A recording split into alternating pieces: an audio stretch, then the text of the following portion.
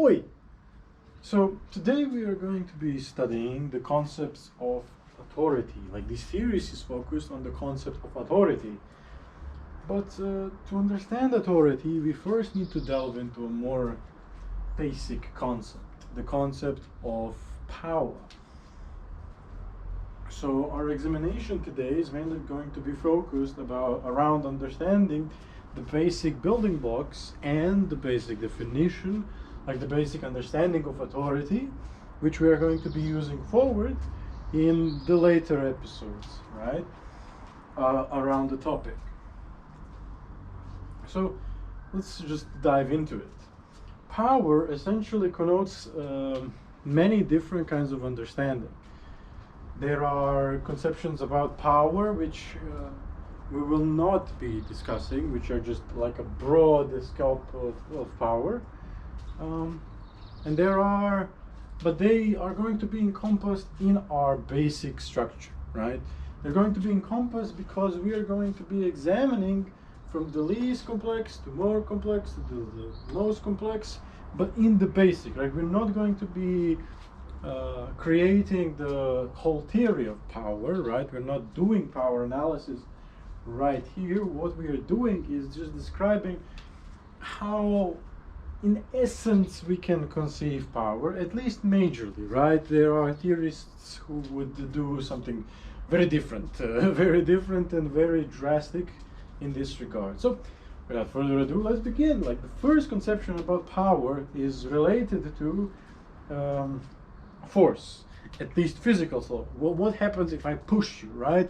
There is a clear and visible form in which my strength, at least let's say I'm 7 feet tall and you are like 2 feet tall, me being that tall gives me a kind of physical advantage which I can use to push you around, do something with you against or in spite of your will to do otherwise. That is a clear manifestation of power, right? And that is the first conception. We are going to be calling it force. Force. This seems at the face of it, right, at the first glance at the idea to be unproblematic. The questions now become twofold. The first is about how can we ascertain that someone has the ability like this? Like, how can we ascertain that someone has the ability to push when you don't want to be pushed, right? How can we ascertain, for example, there is this chair, let's call this chair Frank. Like, how can we say that like, imagine that Frank doesn't want to go from point to this, right? From here to there. How can we ascertain that me has the power over Frank to just pick him up from point A, place him at the point B, without him wanting to be picked up like that, right, from going to point A to point B. The question is empirical mostly, right? It doesn't take much idea, much thinking to ascertain the answer to that question. Everyone here, I suppose, will think this is just a silliness, and to a point, that's true. It's silliness. It's a technical thing, but this idea about potential is crucial, and we will see it come again very quickly in following presentations about power, like about constitutions of power, what constitutes it. And the answer is, like, we can say that we can say twofold. Like, there exists, like, we can say that if I pick someone up and push him, like if I did this with Frank, right, with the chair, imagine it's a person, right, and I put him from point A to point B, we can say that I had power in that situation. Like, we can say like post factory, like it happened, we know it, like it's no longer potential. But we can say that if this happens continually, that there is something about me that can do this. Common examples from this, like physical constitution, Maybe some, for example, a gun.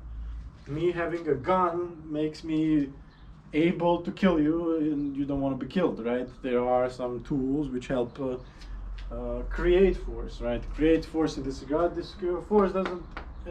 It's not correct to think about force as a merely as physicists would, right? About like the formula or whatever. It's more closer to the ideas about how certain actions relate to one another, how pushing occurs, how tools interact, and such so and so forth. So we can say that a gun has the potential to be very damaging in the hands of someone. Like someone who has a gun has the potential to utilize it. So the gun essentially is power in this situation. My height is power, and so on and so forth. Crucially, here we can already kind of see another potential problem occurring potential, and that is context. Context, right? And that is, it is not clear that height in and of itself constitutes force, right? What if the height is debilitating? Like I need to move through a very small hole, right? Then my height becomes a disadvantage. It's no longer power, it's quite to the opposite, right? And that creates contextual clues, and it becomes more complex the higher you go, but the crucial part here is to understand that we can kind of expand the theory just assuming that power is one, right? The power is force, that's all it is, that's enough for us. That is still an expansive theory, and that is there is a theoretical framework in which some theorists have concluded that this is actually sufficient, right? This is all that power is, all that it can be. So additional considerations are missing the point, right? This is not power what they're talking about, there's something else going on. This is important to keep in mind because we will go back to this quite a lot today, and it's not easy to see how it fails or not. The subsequent theories, which we'll go into be examining today because they are important to us, don't deny this, right? They don't deny power being constituted, like being characterized by these relations, by force, right? They say, okay, yeah, power is force, but it is also something else. And here there are many views. The second consideration which we are going to be looking at, and it is quite important to look at, is the consideration about coercion. Coercion, does this constitute power? And here we have two quite distinct views about coercion, and the one is individual, and the other is, I will call it collective. I don't know how to call this, whatever. Another one is collective. The individual is easier to explain. Let's say when I hold the gun right in front of you, the gun can be viewed as power in and of itself, right? As we have seen in the previous example of force, right? It has the potential to enact quite a literal enactment of my will over your will, and that is to kill you. But it also can serve another purpose, and that is to coerce you into doing something. That's crucial to understand, because let's say that there is, as is in our world, in our current reality, a sociological system around murdering, right? Murdering is bad, whatever, right? But let's say, for the sake of an example, that it is not true that coercion by gun is bad, right? It's not illegal, it's nothing, right? Whatever, it just exists. Like if you kill someone, that's bad, right? To enact actual forces in the first example is bad, but enacting coercion isn't bad. Me point a gun at you, right, and say, do X, otherwise I will kill you, right? Can constitute coercion, right? It's obvious. The second part is, let's say I kidnapped someone, right? Or and say, okay, I have this and this person in my back pocket, right, in my trunk. You, if you want to free him or her or whatever, have to give me 5 V-bucks or whatever, right? It's that simple. That's coercion, right? You can, it becomes clearer the more you think about it.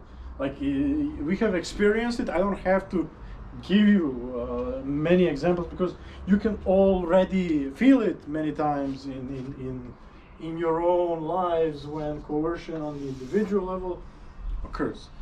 It's simple, it's understandable. I think there is not much to explain here, but there are troubles here with this too, like how do we catch this out in contextual analysis and so on and so forth. But besides the point, this series is about authority, and I'll try to keep it short. The collective one, this one, is the is the bread and butter of so many things, and it encompasses so many different understandings, right? Collectively, we can view it as the reality of institutions, about systems in which we live in, right? Like police. Yeah, we don't have to really be in the presence of police for the fear of policing being in us, right?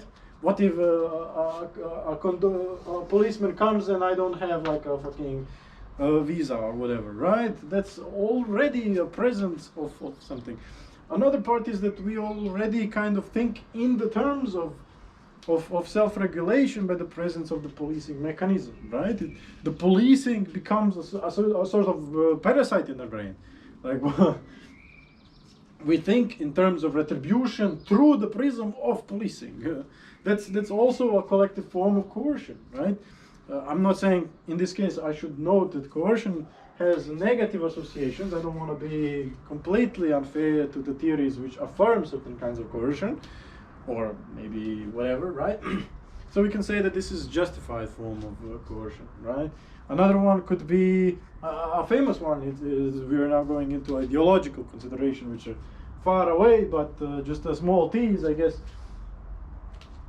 When we are talking about theories about capitalism, right? The sociological, maybe socio-psychological reality of capitalism, which is one of the defining features of it, arguably, I would say commonly associated with it, the definition of capitalism, is the socio-psychology of profit motive, of capital, so-called capital socio-psychology, which states that it is okay for example, profit motive to be a governing principle within reality. And it's already clear that profit motive creates monetary incentive, like profit motive creates money, essentially, or value of some sort, right? Some sort of exchanging currency. And you take that currency, I'm being redundant, of course, maybe a bit reductive here. You take this currency and exchange that currency for wanted things. But market is limited, right? There is just a limited number of people who can buy the things you're selling, essentially. So it is in your interest to monopolize the market, to remove the competition, to monopolize the market, as I've said, right? And what that means is essentially that you are removing someone else from gaining resources, currency in this case, that he can exchange or they can exchange for their wanted things. So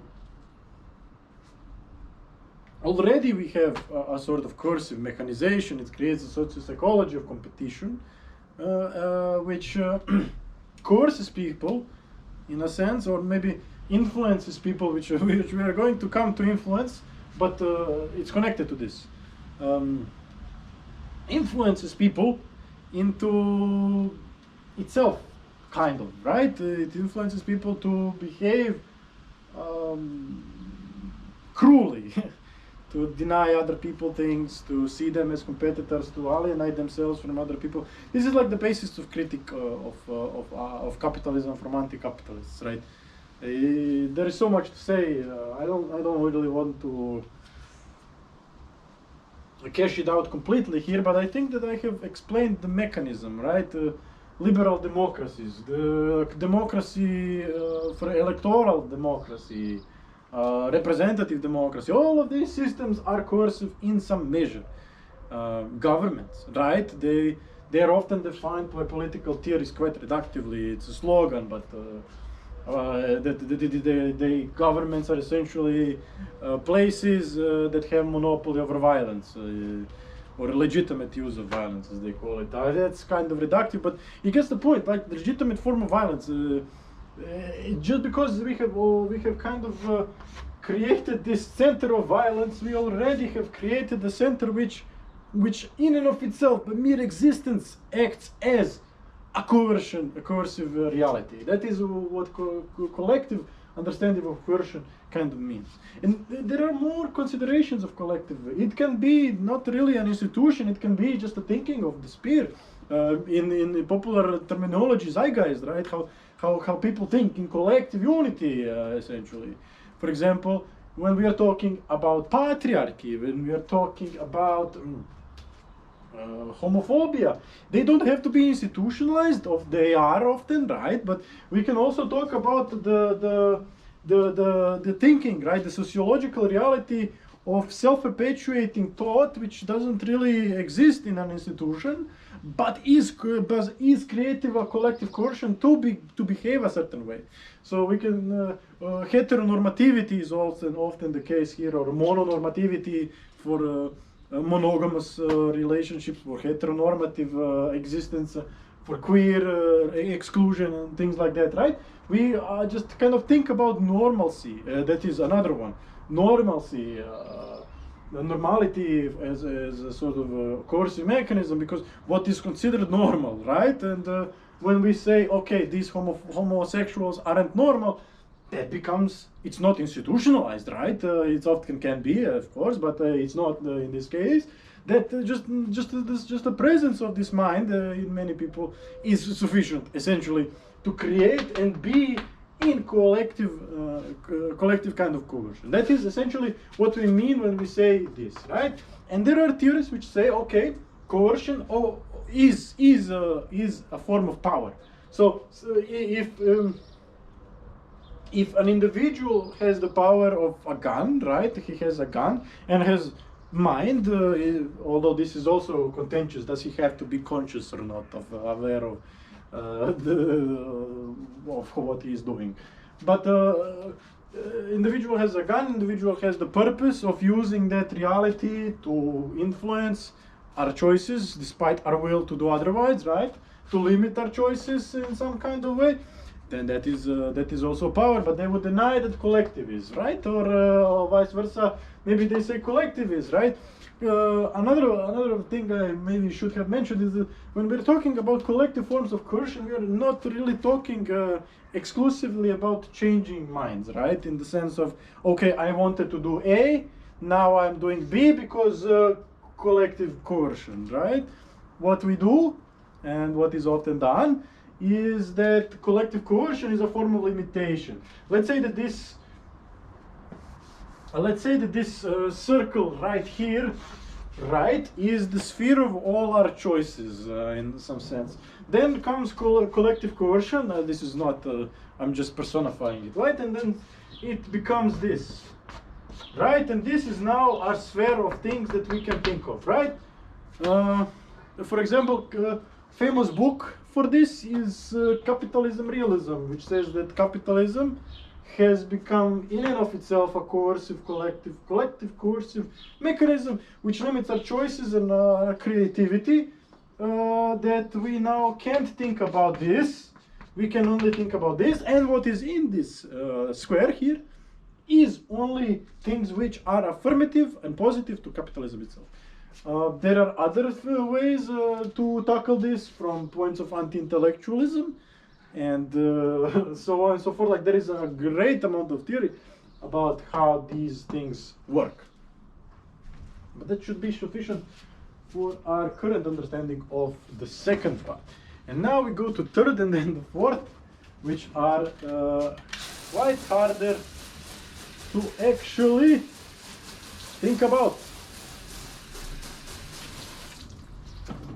Bang. Quite harder to think about, but are going to be crucial for our next step, and that is the third one, manipulation.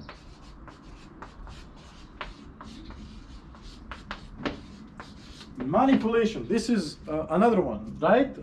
Usually how it is cashed out is by charisma, right? I am so charismatic that just by virtue of me talking, in some sense, you're just blown out of your feet. I am just a gigolo and it goes my way. It's kind of silly in one way, but not in another way. The crucial here thing to consider, as we have already kind of made an intuition towards, and it is influence. Influence, this is a crucial thing to consider here, and that is kind of the fourth in and of itself. Fourth consideration is influence, and third is manipulation. When we're talking about manipulation, in the sense that, okay, I have these skills, right? Skills like magic tricks or whatever, charisma, many different individual skills that allow me to kind of do as I have shown with this example, right? From your possible, like this very circle of things, limit you to this square inside it, or even more crucially, just from choice A to choice B, right? These are two, like you wanted to do a choice A, but my manipulation gave me choice B that you do, right? That is another choice. And it constitutes power, essentially, because I have, despite your will, made you choose B. But this is kind of tricky, because is it despite my will? It's not that I have willed this, just I wanted B because you have influenced me, essentially, to want B, right? You are, with your tricks, with your manipulation, with your charisma, have just changed my mind so that I want B. It's tricky. It's tricky to say, is it power or is it not? I would say, most people would say, yes, power, that is power, right? It's a skill, essentially, but there is something nefarious going on here. Something nefarious is going on here, and it's not clear how do we go about this here.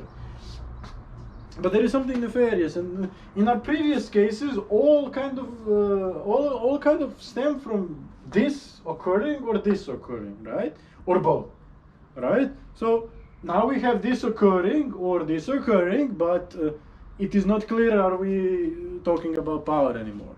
And the crucial here is influence, as we have seen. The crucial thing to consider is influence.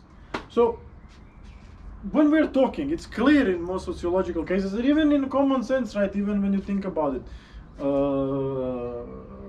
generally, to talk about influence, what we're talking about is interaction. Like every time I speak, every time I say hi, every time I pass by you, there is some sort of relational. No, maybe not relation, but maybe we can call it relation coming to existence. And that is influence, right? It's maybe minor, it may be neglectable, it may be just maybe so benign or so minute that we shouldn't really pay mind to it, but it exists.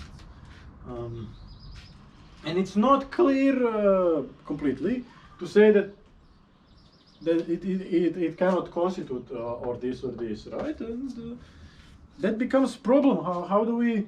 There is an influential paper. I will be linking it in the biographic notes down there about the question: what kind of influence constitutes power and what kind of influence is just whatever, right? And there are examples, million examples we can look at, right? When we talk about influence in the case of manipulation, in the case of like force, as in the first example, we're obviously talking about power. It's indisputable.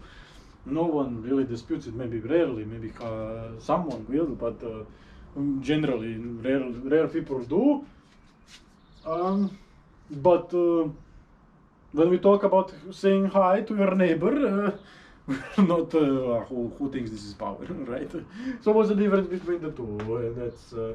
That's the question. And there is a paper which I think is quite good, also linked down below, I guess, which answers that question, which I don't know. It doesn't. No one knows. That's the answer. And maybe we should just leave this to intuitions.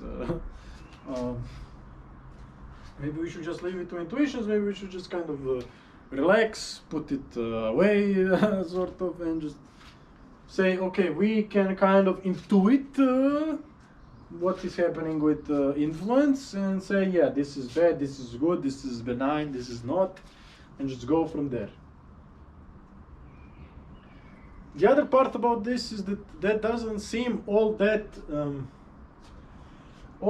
acceptable to many people, because it preys upon our mind, and our mind is not really a good thing to leave unchecked, so to say, because it kind of already has embedded in that from our culture, from our material reality, some assumptions. And these assumptions can very rapidly turn on our conceptualizations in such a way that two different people can have two different, very different, and very contentious understandings of influence that can create different kinds of problems for our theory of power. Another maybe more technical observation is from theories about propaganda and theories about normality, in which the sphere of influence, the sphere of talking in which we are talking, like let's say this is our platform, right? And in that platform, to even access the platform, right? I want to access the platform. I already have to accept certain propositions, certain assumptions, right? There is a famous case in Stanley, like how do we perceive, how Americans, North America, United States of America, perceive welfare. So anytime someone says welfare, right, they have already gone full racist, essentially. I'm being kind of cruel a bit, but generally many people, when they hear welfare or any kind of discussion about welfare, they have in their mind a black woman in the Cadillac tricking people into giving them free money. And that's from Nixon, who invented kind of the term, popularized the term welfare queen, such so and so forth. Another one is a very controversial paper about motherhood, which says that the term mother already has problematic assumptions embedded in them. I think Stanley calls them those assumptions not at issue, not at issue propositions. Not at issue is just, it's kind of assumed, it's already there. There is the famous debate. I very much encourage reading this from Jason Stanley if you're curious. I might do a theory of propaganda video sometime, but not today. So this is where we are now. Like, we have already kind of examined all these implications. For me personally, like when I am talking about power,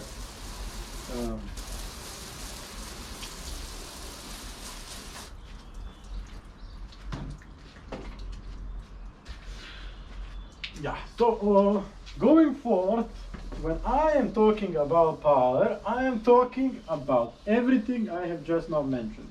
So for me, coercion is a kind of power, manipulation is a kind of power, force is a kind of power. Generally, when we're talking about influence, I am perfectly fine just leaving it to intuitions.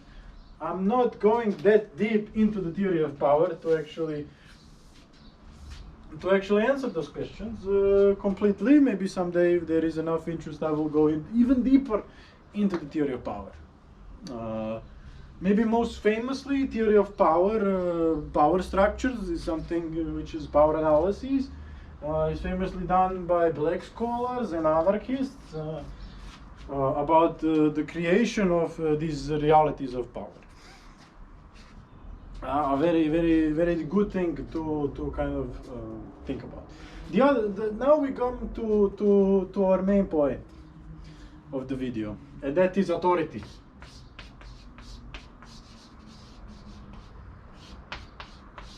Authority.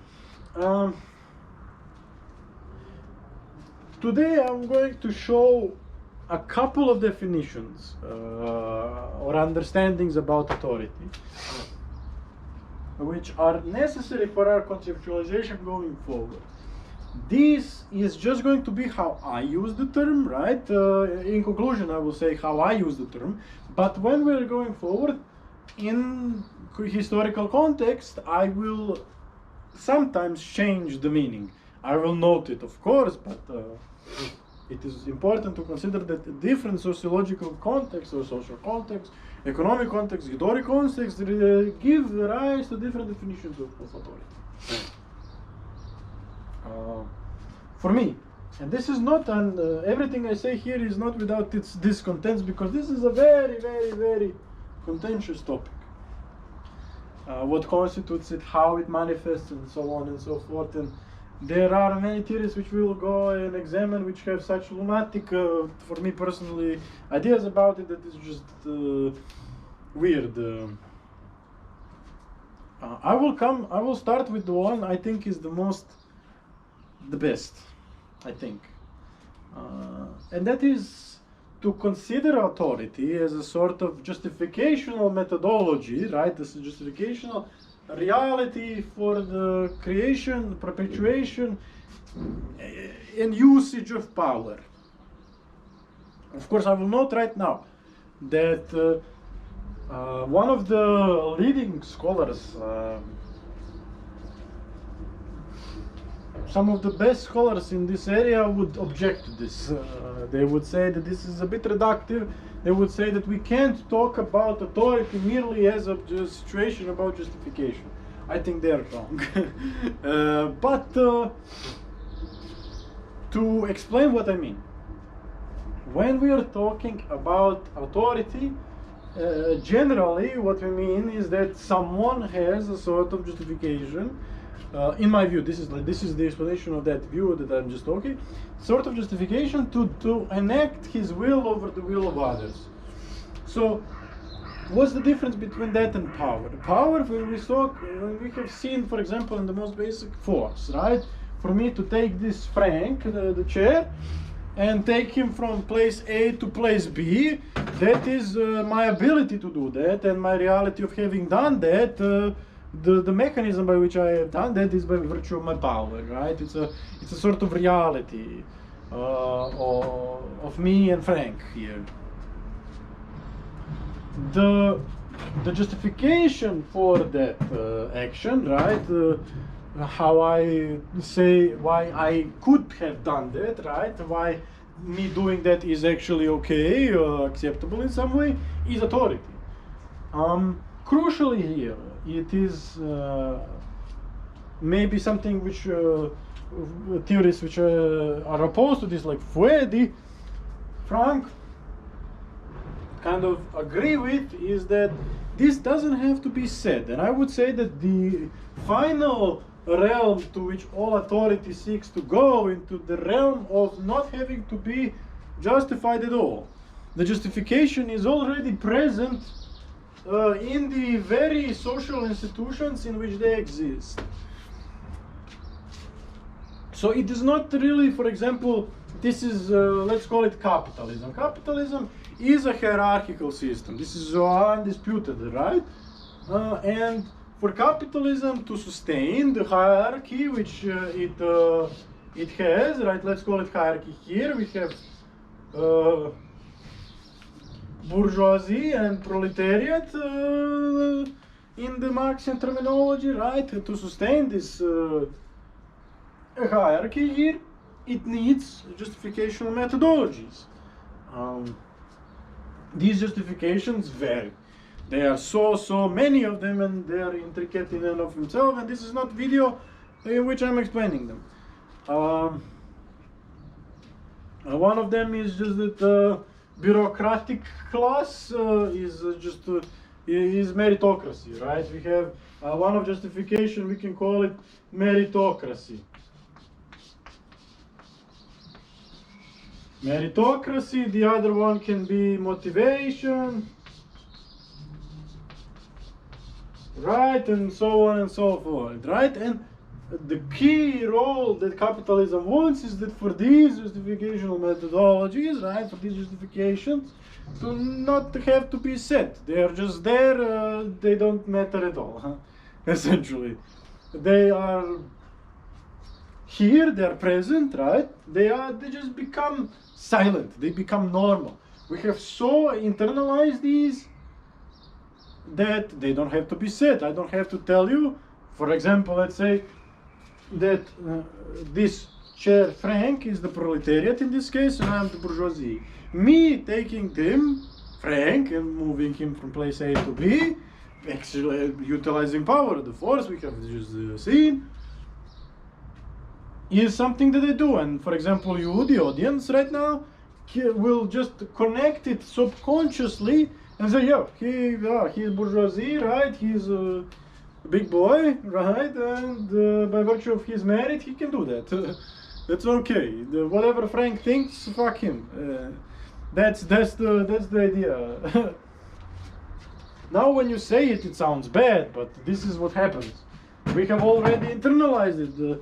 In major works by capitalism, realism, major works from general alienation theory, and so on and so forth. This is already happening. This is already has happened majorly. So you don't even think about this. Debates about meritocracy are just kind of intellectual right now. They are not really in the realm of real politics, in the sense like no one really. They are not real leftists left. So. Whatever there is, many people don't even have the question about meritocracy, not even have the language of meritocracy or capitalistic motivation in their minds. They're just away from it. That is what I mean, right? But there are other considerations to consider, which we are going to do now. As a kind of introductory method here, as a sort of appetizer for what's to come in this series, I suppose. In terms of our understanding of authority.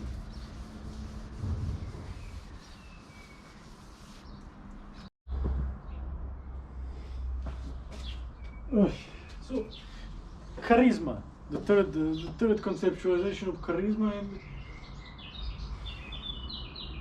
It is about the sort of collectivization. It's a sort of like a cult of personality in which a certain individual so clearly and so completely encompasses the group mentality that by virtue of him creating and existing within that social context, he has authority.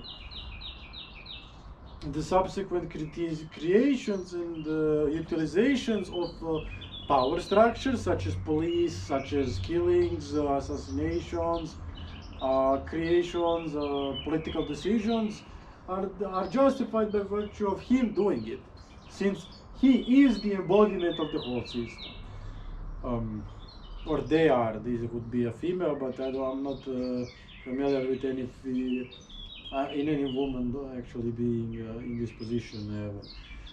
Usually this is exemplified by Napoleon, by Hitler, by Mussolini, and Augustus.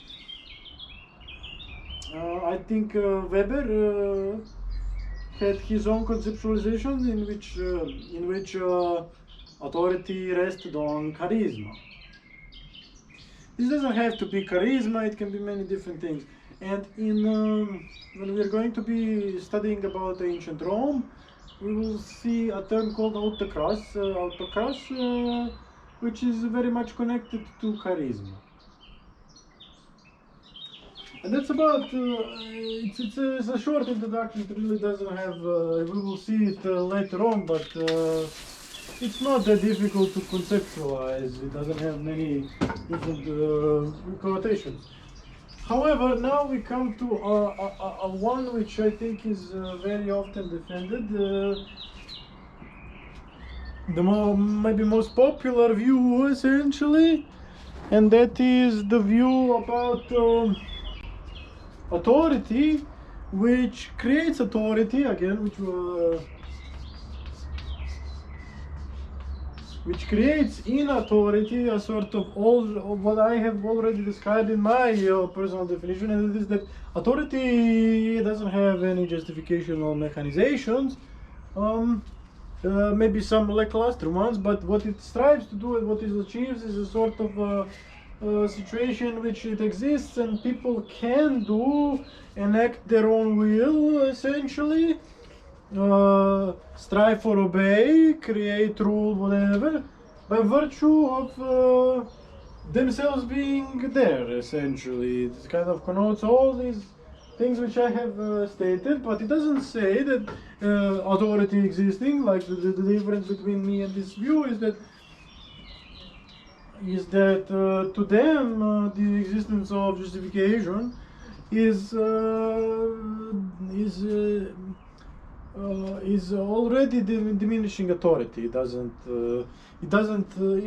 diminishes it. It doesn't really, which I would kind of agree, I suppose. But when I say, okay, when I am forced to kind of justify myself, I don't have authority. That is essentially the idea. So forcing myself to justify myself is a question delegitimizing my authority, which is essentially correct.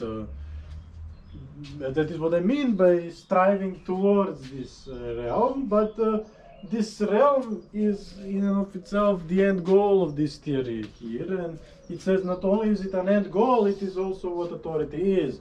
So being in the world essentially is such so that I can enact rule, I can govern, I can impose my own will over the will of others without having to actually justify myself is what authority is. And these views are having difficulty with empirical finding, essentially. How do we say it's not supposed to be justified? For me, the idea that someone can, like for example, we have person A and person B, right? We have this guy here into this girl here, right? And he creates his own will, imposes it on this girl here, and she is oppressed, essentially, kind of. A oppresses B by imposing his will on her will, essentially denying her own will. Now, if she doesn't actually come up, okay, with the questions about authority here, which often is the case, I would say it's always the case, but if she doesn't come with a question, it just means that the reality of her questioning is already limited, which is already a form of justification in of itself. We have already delimited her creativity around her own situation to a realm like this. But if she thinks, okay, this is unjust, which is often the case, okay, no one likes to be imposed upon, like no one likes to be told, do this, right? And you think, okay, this is stupid, right? I don't want to do stupid things. They think, okay, this guy is doing some shit, right? He's cuckoo, essentially. But they feel as if, okay, this is... I can't do nothing about this. He has big muscles, let's say, big muscles, so I can't do shit. But this is already a form of justification already present in it. If this girl would somehow get even bigger muscles, right, then she had now, the situation is changed completely. So the presence of muscles is a sort of justification. This is a crucial thing to understand. But we're talking about superiority and inferiority. For example, him having muscles, right, is the reality of his power. In this case, like she doesn't have, she has like chicken arms, whatever. She has chicken arms, and him having muscles is the power he has, essentially. And what happens when this kind of, and she can't do shit about it, and but she tries to find out about, like she questions this, like why is the presence of muscles there the defining feature here? She questions and questions and comes to the question of authority. Is he justified in using these muscles? And if she says no, and that's if she says no, but can't do anything, that's the question about power relations. But if she says no, I can do something, and does something, that she is questioning authority. But oftentimes which happens is that we kind of connect the idea of superiority of, for example, in this case, superiority is the existence of muscles. So this man is superior to this woman. We have created a justification mechanism to be superior. As we have seen in the first place, is already the existence of force is a contextual existence, right? Maybe him having big muscles is actually somehow not beneficial, like in some context, right? Or in other contexts, it is not beneficial. So what is the solution? So when we say, okay, I am superior to someone, we're not really meaning we're superior in this context. That is kind of a theoretical mumbo jumbo that some theorists try to impose. When we're speaking about authority, there is a clear meaning, and that meaning is that I have, as a man, as a person, a certain inalienable property, sort of, which makes me superior to the other person. But when we are speaking this, we are not speaking this just to say this, right? This is not a description of me. It is to say that I have certain rights, privileges, and abilities to impose on the inferior. There is no superior without the inferior. That is clear, right? That's the idea. So creation of the idea of superiority is in itself creation of the justification. Again, the superiority leads itself to the creation of authority. You can't really talk about superiority without talking about authority, mechanization of justification. Having big muscles and saying, yeah, I have big muscles, therefore I can do this, right? Doing this is power, essentially. This is just a relational thing. But saying, I can do this, I should be doing this, it's good for me to do this, is authority. No matter what she thinks, right? If she can't conceive of the way in which this is wrong, or right, or whatever, if it's not even questioned, doesn't mean anything about the presence of justification. It can be just external to her, right? We can, but this limitation, we have already created authority. The limitation of her imagination is a creation of authority by the virtue of coercion as a mechanization. So as long as this exists, it doesn't matter for this. But if these both exist, it's already clear. So when we're speaking about authority in this third sense as more than justification, we are saying that these limitations of choices doesn't actually pertain to authoritative structures, which is not the case. This is already a structure of coercion, and by virtue of it existing as a mechanization for limiting this, and in which these people exist in, it has existed in a sort of sense as an authority structure. It serves as justification for this relation to be proper, right? This guy does this because he lives in this system. Motivation is a crucial case of human action. Okay, this is, I think, where we are going to stop for today's video. The second part is going to be about historical analysis. We are going to start the next subsection about ancient Greece. We are going to be talking about the origin in ancient Greece. I'm going to limit myself to the Western thought, like ancient Greece, to like Europe and maybe some Americans